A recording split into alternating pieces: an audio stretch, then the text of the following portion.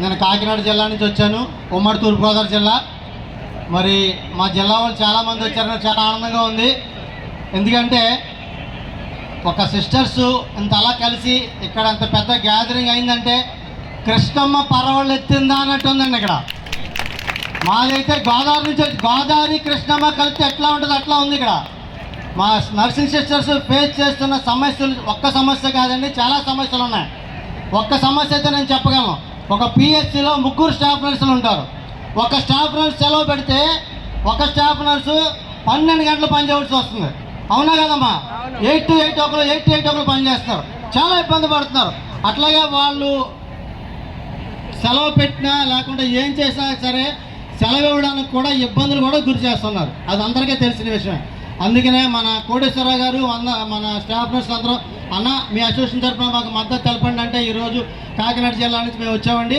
అలాగే నా పేరు ఎం అజయ్ కుమార్, నేను కాకినాడ జిల్లాలో రాజపల్లి పిహెచ్సిలో ల్యాబ్ టెక్నీషియన్ని. మనం ఇక్కడైతే ఒక సమస్య అయితే చెప్పగలండి. ల్యాబ్ టెక్నీషియన్ కూడా చాలా సమస్యలు ఎదుర్కొంటున్నారు. అందులో ముఖ్యంగా ఒకప్పుడు 14 టెస్టులు ఉండే ల్యాబ్లో ఇప్పుడు 63 టెస్టులు పెట్టారండి. అవునా కదండి?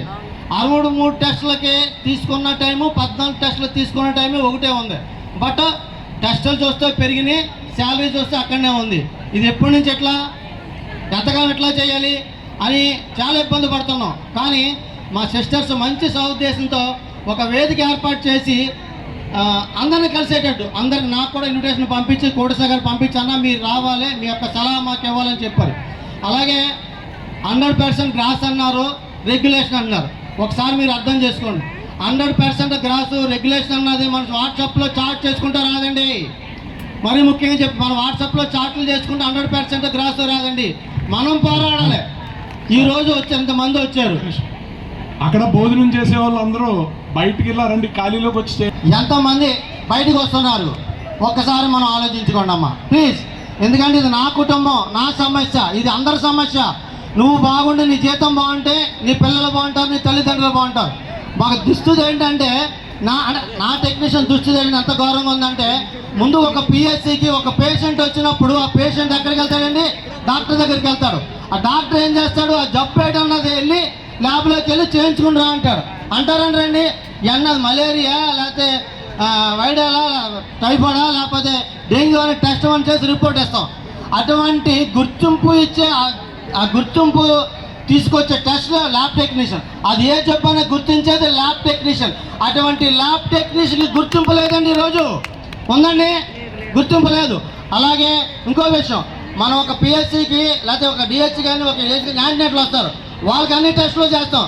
కానీ ఈరోజు మన కుటుంబానికి ఏమైనా అయితే మనకు టెస్టులు చేస్తే మనకు ఆరోగ్యానికి కనీసం ఆరోగ్య కార్డు కూడా లేదండి. మనం ఎందులో పనిచేస్తాం? వైద్య ఆరోగ్య శాఖలో పనిచేస్తూ మనకు ఆరోగ్య కార్డు లేదంటే ఎంత గౌరవం అండి. ఈహెచ్ఎస్ సదుపాయం లేదు. అలాగే ఒక కాంట్రాక్టు ఎంప్లాయీ చనిపోతే ఒక్కసారి గుర్తించుకోండి. ఇందాక బ్రదర్ అన్నారు కోవిడ్ అని చెప్పాడు. కోవిడ్లో ఎంత కష్టపడ్డాం మీ అందరికీ తెలుసు. బట్ ఏమైంది? ఎంతోమంది చనిపోయారు. వాళ్ళకైనా డబ్బులు ఇచ్చారండి? ఎంత ముట్టిందండి? కానీ ఒక్క విషయం, ఒక కాంట్రాక్ట్ ఎంప్లాయీ చనిపోతే మెడికల్ ఎంప్లాయీ చనిపోతే 15 లక్షలు ఎక్స్గ్రేష్ ఇవ్వాలండి. అలాగే కుటుంబంలో వారికి కంపల్సరీగా ఒక జాబ్ ఇవ్వాలండి. కానీ అటువంటి పరిస్థితి లేని దౌర్భాగ్యమైన పరిస్థితిలో మన పారామెడికల్ స్టాఫ్ ఉన్నాం. ఇది ఒక స్టాఫ్ నర్స్ అనే కాదు, మొత్తం ఆల్ పారామెడికల్ స్టాఫ్స్ అంతా కూడా ఒక జేఎస్ కింద ఫామే ఒక కమిటీ ఏర్పాటు చేసుకుని ముందుకెళ్ళి మన సమస్యను పరిశీలించుకోవాలని, సంవేదంగా మన సమస్యలను చూసుకోవాలని సభాముఖంగా తెలియజేస్తానండి. అలాగే ఈ మంచి అవకాశం ఇచ్చిన నేను చిన్న వాక్యం అయితే చెప్తాను ప్లీజ్.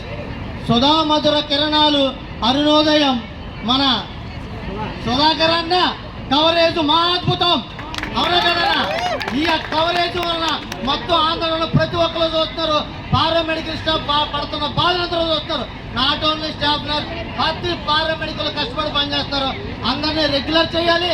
రెగ్యులర్ చేసేంత వరకు కూడా 100% గ్యాస్ శాలరీ ఇవ్వాలని సభాముఖంగా తెలియజేసుకుంటూ ఈ అవకాశం పెద్దలందరికీ కూడా ధన్యవాదాలు తెలుసుకుంటూ థ్యాంక్ యూ అమ్మ, thank you sir, thank you.